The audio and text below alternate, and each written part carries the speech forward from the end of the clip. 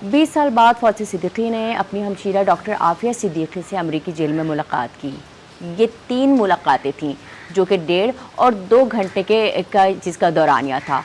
इस मुलाकात के दौरान क्या कुछ बातें हुई और आगे का लाएअमल क्या होगा, तमाम तफसीलात जानेंगे हम फौजिया सिद्दीकी से। इंडिपेंडेंट उर्दू के साथ मैं हूँ सालिहा फिरोज़ खान और हमारे साथ मौजूद हैं फौजिया सिद्दीकी। अस्सलाम वालेकुम जी मिस फौजिया। जी बहुत बहुत शुक्रिया आपका भी, आपने आफिया को याद रखा। जी 20 साल के बाद आपने ये मुलाकात की, पहली मुलाकात थी आपकी बहन से। तो जब आप मुलाकात के बाद वतन वापसी पहुंची तो फैमिली का रद्द-ए-अमल जो था वो क्या था? वाकई में ये एक अनहोनी सी बात भी है कि 20 साल बाद कभी सोचा भी नहीं था कि मैं जाऊंगी वहाँ पे और उसको देख पाऊंगी। तो एक बहुत बड़ी अचीवमेंट थी, लेकिन मसला ये है कि मेरा हदफ कभी भी ये नहीं था कि मैं उसको वहाँ जाके मिलूँ और फिर उस हाल में छोड़ के आ जाऊँ। मैं अगर वहाँ जाती तो मैं उसको वापस लेने के लिए जाती, वरना मुझे ये था कि यहाँ पे ले आएँ। लेकिन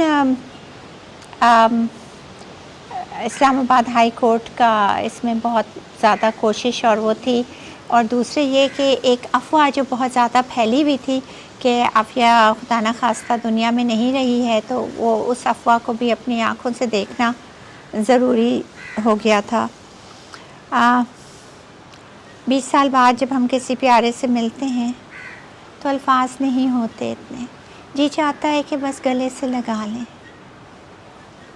और हाथ पकड़ के तसल्ली दे सकूं कुछ। लेकिन अफसोस ये कि एक बीच में शीशा हाइल था और फ़ोन के ज़रिए से मुलाकात हुई। ऐसी मुलाकात थी कि शायद अगर मुझे पता नहीं वहाँ ले जाने की भी क्या ज़रूरत पड़ी, वो वीडियो कॉल ही कर लेते तो वो शायद ज़्यादा बेहतर होती। क्योंकि इस कॉल में जब मैंने चाहा कि उसको उसके बच्चों का हाल दिखाऊं, तस्वीरें दिखाऊं कि देखो इतने से थे, कैसे बढ़ते गए, उनकी हर बर्थडे की 20 साल हो गए, तो उनका हर बर्थडे जो मेरे पास गुजरी, हर अचीवमेंट जो मेरे पास हुई, तो मैंने चाहा कि मैं वो दिखाऊं सारी। अफसोस के बाद कि वो नहीं उन्होंने दिखाने दी, आंखें ले ली। उन्होंने डॉक्टर आफिया सिद्दीकी ने अपनी फैमिली के लिए क्या पैगामात आपके ज़रिए से भिजवाएं, क्या कुछ कहा इस हवाले से? देखिए, जिस वक्त मेरी मुलाकात हुई थी उस वक्त यहाँ पे आधी रात से ज़्यादा गुजर चुकी थी, लेकिन वो बच्चे सब जागे हुए थे, सब बैठे हुए थे, फ़ोन पे इंतज़ार कर रहे थे। यहाँ पे भी ज़ाहिर है सब बहुत बेचैन थे कि क्या देखा और मैं क्या उसके नन्हे बच्चों को बताऊँ उसके मासूम कि क्या हाल था। ज़्यादा तफसील मैं इसलिए और भी नहीं जाती उसमें, लेकिन हाल अच्छे नहीं थे और उसको मज़ीद छोड़ना, एक एक लम्हा उसका वहाँ रहना, इस सब के बावजूद मुझे वहाँ तक ले जाने के बाद यहाँ लाना और एक एक लम्हा आफिया को वहाँ छोड़ना जो है, मेरे ख़्याल से ये हुकूमत वक्त के ऊपर बहुत गिरा जाएगा। उनकी ज़िम्मेदारी है और 20 साल से उन्होंने अपनी ज़िम्मेदारी निभाई नहीं है। अच्छा, जब आपकी उनसे मुलाकात हुई, जो पहली आप लोगों की मुलाकात थी, तो क्या उस वक्त फ़ौरन ही उन्होंने आपको पहचाना? क्योंकि जिस तरह से आप बता रही हैं कि उनकी कंडीशन थी, उस हिसाब से कितना वक्त लगा उनको आपको पहचानने में या फिर फौरी पहचान में? उसने मुझे तो फौरी पहचान लिया, मैं उसको नहीं पहचान सकी। उसने मुझे, मैं आवाज़ से पहचानी। मैंने बाहर से, कमरे के बाहर से ही जब आवाज़ सुनी तो मैंने कहा ये तो आफिया की है, और मैं चौंक के एकदम आगे बढ़ी और लेकिन वो देखते ही फ़ौरन मुझे पहचान गई थी। उसकी आंखों में एक लम्हे के लिए एक चमक आई थी और एकदम हम शीशे की तरफ गए और शीशा जब हाइल आया तो बस वो फिर वो सारा एक, उसके बाद बस वो ढसी हुई, मैं उसको पूरी पहली मुलाकात तो मैं सिर्फ देखती रही, सिर्फ मैं शक्ल देख रही, क्या वो बात कर रही, क्या वो कर रही, आधा सुन रही थी, फिर आधा वक्त मैंने फ़ोन वकील को दे दिया कि तुम सुनते रहो, मुझसे तो बात ही नहीं हो रही। मैं तो ये देख रही हूँ कि मेरी बहन है कहाँ, ये कौन है मेरे सामने, आवाज़ तो वही है लेकिन ये है कौन मेरे सामने। बहुत ही दर्दनाक मंज़र था वो, और उसकी हालत इतनी अफसोसनाक थी कि मैं आपको बता नहीं सकती हूँ।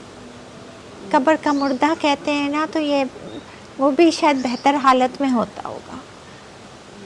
बहुत फिज़िकली बहुत ख़राब हालत थी और मेरे लिए बहुत तकलीफ़ दे है उसको बार बार बयान करना।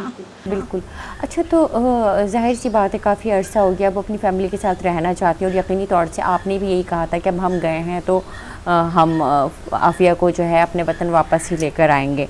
तो क्या वापसी पर किसी हुकूमत के अहदेदार से मुलाकात हुई आपकी? नहीं, मैं सिर्फ कौंसलर जनरल के पास गई थी। मुलाकात के बाद उन्होंने मुझे बुलाया था, लेकिन उसके अलावा नहीं किसी से बात हुई। हुकूमती अहदेदार से मुलाकात करना चाहती हैं या नहीं, या फिर आप सिर्फ कौंसलेट से ही राब्ते में रहना चाहती हैं?